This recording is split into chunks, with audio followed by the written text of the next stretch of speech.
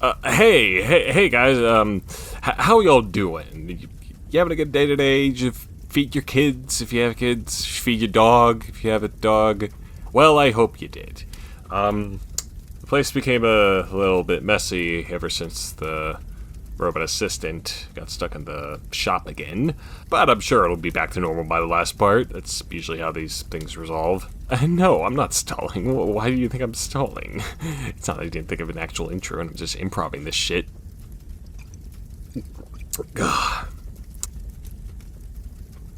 Wait, where's the cutaway? There's supposed to be a cutaway.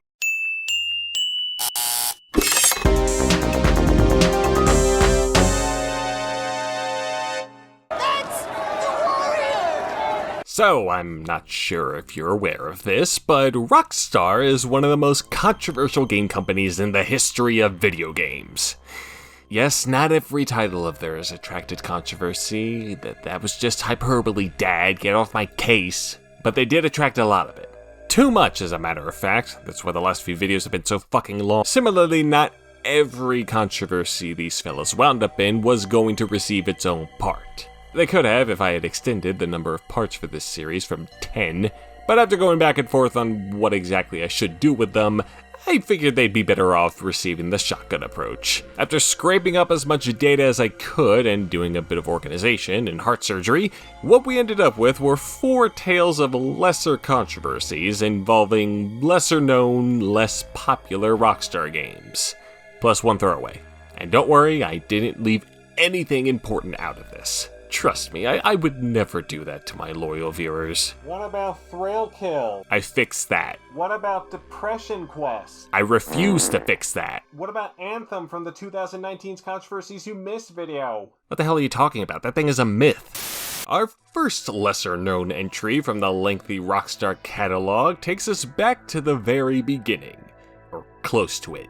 Coming off the heels of the massive success that was GTA 3, Rockstar had to maintain their momentum until Vice City would pretty much set them for life, and they did that quite gracefully with none other than Max Payne. Oh, sorry, that wasn't a Rockstar game yet. I meant State of Emergency. Released in early 2002, this little item wasn't fully developed by Rockstar themselves, despite them having a fair amount of hands in the dev pot. Now, the credited developers for this thing was VIS Entertainment, who coincidentally were made up of former members of DMA Design. However, looking at their catalog up until State of Emergency, that was probably the only interesting thing about them. I mean, you got some crappy license games, that Earthworm Jim 3 abomination, and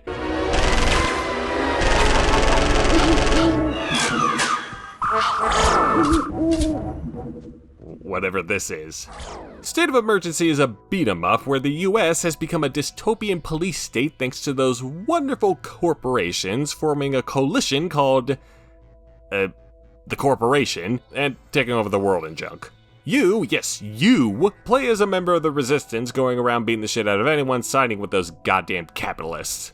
Wow, what a preposterous setup. Nothing like this would ever happen.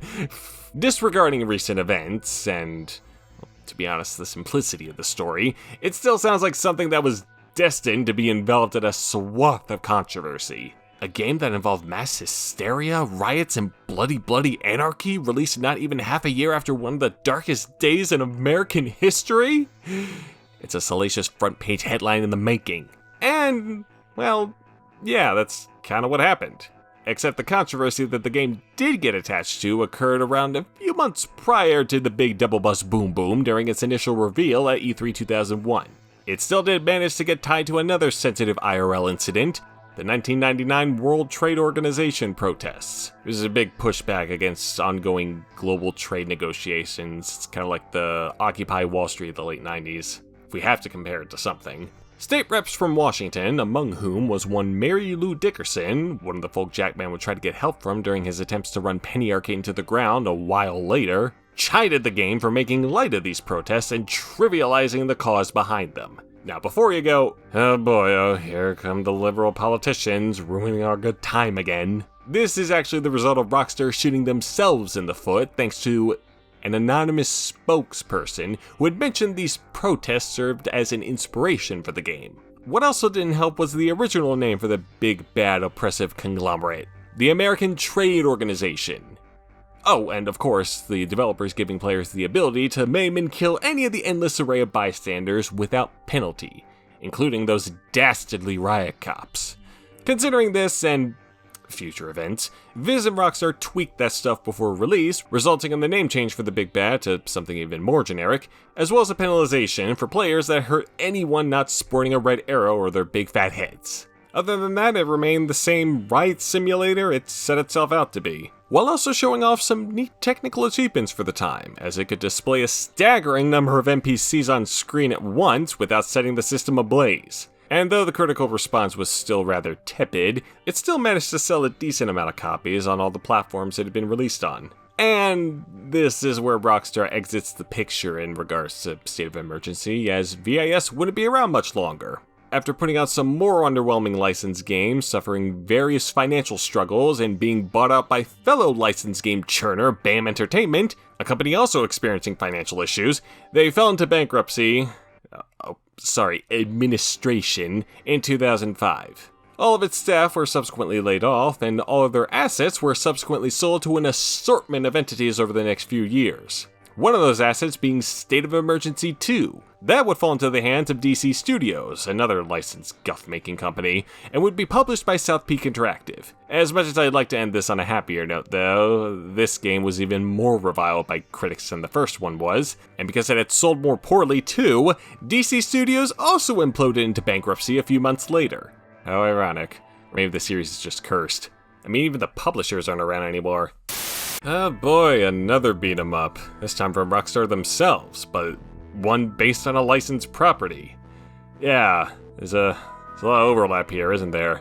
Don't get too confused, it's not that complicated. Released on the PS2 and Xbox in 2005, The Warriors comes to us from the good people at Rockstar Toronto, aka Rockstar Canada, aka Alternate Reality Technologies, aka Image Excel, aka Joe Mob. And during their heyday, they were responsible for the racing first-person shooter hybrid Quarantine, and its sequel, Quarantine 2 Road Warrior. Oh, I get it. They also had Techno Cop, but no one talks about Techno Cop. After Rockstar snapped them up, they crapped out those weird GTA London offshoots and the not-so-great PS2 version of Max Payne, so their output is a bit rougher than the other Rockstar subsidiaries, which I imagine is why they were given this project to begin with. Based on the classic film of the same name, it pretty much follows the same narrative and features the titular warriors going out into New York City, beating the shit out of anyone and siding with those goddamn rogues. This is definitely one of the stranger entries on Rockstar's catalog. In spite of that, it was better received than VIS's Anarchy Simulator, and it's been re-released digitally a few times on Sony's future consoles, so maybe they just wanted to get a one-up on them. But what was the controversy attached to this rather standard game? What, did it glorify gang culture and someone got mad at it? Did some naughty kids in the Bronx go out and rob all the markets on their street because they wanted to appease Cleon's hair? Did someone think Can You Dig It was a euphemism for Satan worship? Well, let's look it up. I bet it's a real doozy. Ow. It's another lawsuit. Can't go a single video without one of these, huh?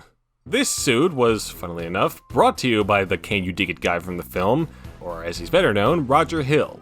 And much how like Lindsay Lohan and the Mob Wife's chick would 10 years after, he claimed Rockstar had gone and used his likeness for the game without permission. Truthfully, this is a much different situation than those two suits because the portrayal here ain't no parody. It's clearly his likeness from the film that's being used, as is the case for most of the other cast members as well, so what gives? Well, according to Mr. Hill, Rockstar had approached the man earlier in the game's development so they could be granted that permission, but he had declined for them to do so. So I guess Rockstar just did it anyway. Oh, doesn't that sound familiar? According to the suit's details, Hill asked for $250,000 in damages and a court order barring Rockstar from using his likeness any further. After performing a cursory search on the legality for the use of one's likeness in a commercial product, it is certainly strange that Hill was the only one who sued when the other cast members from the film who didn't reprise their roles for the game didn't sue. Take-Two responded by saying they had a valid license to use that likeness and presumably any other character from the film. And then after that, something. Yeah, try as I may, I could not find even the tiniest hint of a follow-up to this. No word on whether it was settled, dropped, won, lost, swallowed by Satan, nothing. I considered reaching out to Rockstar themselves, because I'm sure they would listen to some scrappy YouTube jerk from Ohio, but I think we should just go with the most common possibilities. Settled privately or dropped without fanfare. Take your pick, probably the former, because the latter would usually result in a court document. Sadly, we can't question Mr. Hill either, because he passed away back in 2014. What a shame. At least they stopped rocks in the game. Bring your best, you're gonna fucking need it. Okay, now we're back to the more recognizable brand. Released for the Nintendo DS before being ported over to several other portable devices because it wasn't making any money, GTA Chinatown Wars was developed by Rockstar Leeds, following up their other portable GTA titles, Liberty City Stories and Vice City Stories, with something slightly more original. Oh yeah, right, before being engulfed by Rockstar, they were called Mobius Entertainment, but they really didn't make anything notable before then, including that American Idol GBA game. It might seem like a chorus, but it doesn't mean that I'm serious. Yep, that was them. Chinatown Wars sees another gang-related story set in current year Liberty City, one focusing on the triads this time around, and one specific triad's quest to recover a family's sword, avenge the death of his father, I think, and deal with all kinds of wacky triad shenanigans.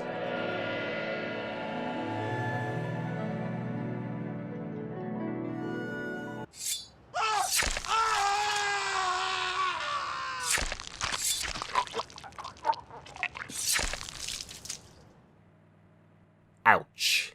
That particular scene didn't cause any controversy, though. I mean, after playing these games for so long, I too would only be mildly concerned by someone ripping out a dude's heart. Trafficking drugs, though? Now that's too far, Rockstar. You have really done it this time. And yes, I'm being serious. A side activity in the game does involve drug trafficking. 6 types of drugs can be bought and sold to specific gangs across Liberty City to make one hell of a profit. There are a few variants here and there, and sometimes the police will try to bust your tri-ass. But that's the gist of it, and that's all it's really there for. One of several methods in the game to make some dough. Even then, it's not really that big of a surprise mechanic. I mean, something like this showing up in a GTA game was inevitable. Any of the previous ones could have had it, and no one would be the wiser. Okay, maybe it would have been contradictory to the themes in San Andreas, but Vice City? That would have made perfect sense. The game starts out with a drug deal, for God's sake. Regardless, the fact that one can indulge in virtual drug dealing, and on a Nintendo handheld too, was not gonna fly by the general public without some controversy. And by some, I mean one. And by one, I mean The Sun. No, I mean that shitty British tabloid. Yep, they published an article months before the game's release detailing outrage about this gameplay mechanic from the head of the anti-drug charity organization, Drugline. There is just something for everything here. Also, as expected, their statement didn't have a lot to offer beyond, "Drug trafficking is not a game and it is not a joke." Perhaps if this stuff were required to progress through the game, or was more involving, like, I don't know, having us actually make the drugs, there would be some merit to this singular outrage. But alas, there was not. Nothing else came out of it. Not even a decrepit Jack Thompson going, "Lord save me, Rockstar about to get their pussy whip." Doing some more research though, I did catch a few articles written about the game well after the fact, specifically a piece titled "The Dark Side of GTA Chinatown Wars," included in some high-class peer-reviewed university journal. It's an interesting read, but by the end it felt like this writer was just overcompensating for playing this game after warning his pupils about the dangers of drugs and whatnot. The psychological effect games like GTA Chinatown Wars have on our children is irreparable, and before we know, they will be sucked into a vortex of evil, which will eventually leave their minds incorrigibly corrupt. Okay, Kevin, if you say so. What was more peculiar was the date of this paper's publication, and I imagine you're thinking it was sometime around the game's original release, right? And you'd be horribly wrong. It was actually published just a little over a year ago. And for the one person going, Well, Mr. Detective, how do you know this wasn't just a mere reprint of a decade-old article from a struggling research journal? the writer references their self-quarantine in the very first sentence. Guess cabin fever was hitting them hard right out the gate. There are a few more positive articles centering on the game elsewhere, including this Vice column featuring an interview from a real-life drug dealer, and how their experiences compared to that of Chinatown Wars mechanics. Yeah, it kinda sounds like real-life X reviews commercial media products involving X, but it's still a neat read. So yeah, there weren't too many people fussing over this thing, which, frankly, didn't have much to be fussing over to begin with. Seriously though, just replace the drugs with like fruits or veggies or nuts, and it would just seem like an illegal farmer's market. I bet that's what they did for the Australian release, unless they just took it out entirely. Cause there's no way in hell they'd be okay with... Huh? It went through? No cuts. Alright then, so I guess fictional characters using drugs is a big no-no, but if they're just selling them, that's completely fine. Okay, yeah, that makes sense. It's good to know that the hardcore drug-selling game I'm making will get a pass down under. Last item on our list of miscellaneous Rockstar Games controversies isn't a game at all, but a BBC documentary from 2015 called The Game Changers. This film chronicles the events of Rockstar's most controversial period, from the Devon Moore case to the hot coffee event, and stars Daniel Radcliffe as one of the Hauser brothers, as well as fucking Bill Paxton, rest in peace, as Jackie Boy Toppy Boy. Sounds like it'd be a fun time, right? Yeah, no, the intro text immediately dispelled any chances of that ever happening. And seeing this, it should be a surprise that Rockstar and Take-Two had filed a lawsuit of their own in regards to this for trademark infringement. I mean, it's safe to assume there is some legality needed in order to make this kind of film, but beyond the initial announcement of the suit, nothing else was heard from it, and the movie was unceremoniously released later in the year. And boy oh boy is it a movie. One that's impossible to watch legitimately, so I had to commit another act of scallywagging. Sorry to those who thought I was done with that stuff, but desperate times calls for a Google search. I won't go into too much detail, because I could easily go full nostalgia critic and spend a whole video combing over the innumerable problems with this thing, which for the longest time was the plan for this part, but let's just cut to the chase. This ain't good. Come on, mate. You're Mr. Wolf.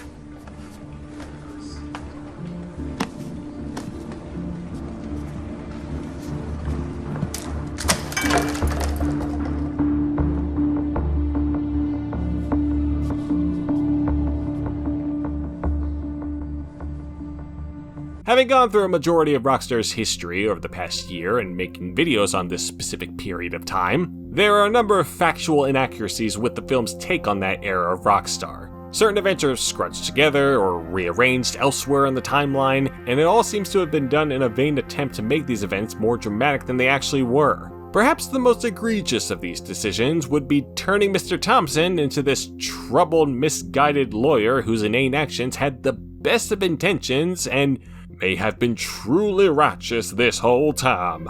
In some sick, twisted universe, I suppose one could construe the real-life lawyer's actions as that. But because we're in real life, don't forget that it's impossible to put this prick in a sympathetic light and make it work. Did you write to the CEO of Take-Two telling him that you're gonna take him for every penny that he has? Yes, I did, and I don't regret it. Did you say in the press that Sony dumping GTA on American kids was effectively Pearl Harbor too? As for how they portray the Hauser brother, Sam Hauser by the way, well, it's like they looked at Jesse Eisenberg's performance as Mark Zuckerberg in The Social Network and went, let's do that, but make him even more unlikable and remove any of the witty dialogue that made the character interesting. Those table tennis screenshots are shit. The crowd perspective's all wrong, the colours are too muted. What has JP been doing for the last 2 weeks? Well, he's been waiting for you to feed back on them. Well, here's my feedback. He's fired. Fam? No, seriously, go to San Diego and fire him. That's twice now he sends screenshots. I won't put up in a kid's classroom. Does he realise how fucking untalented he is? Or does he wake up in the morning going, fuck, I'm not that talented, or is he oblivious to his own shitness? Yeah, sure, I'll ask him that as I fire him.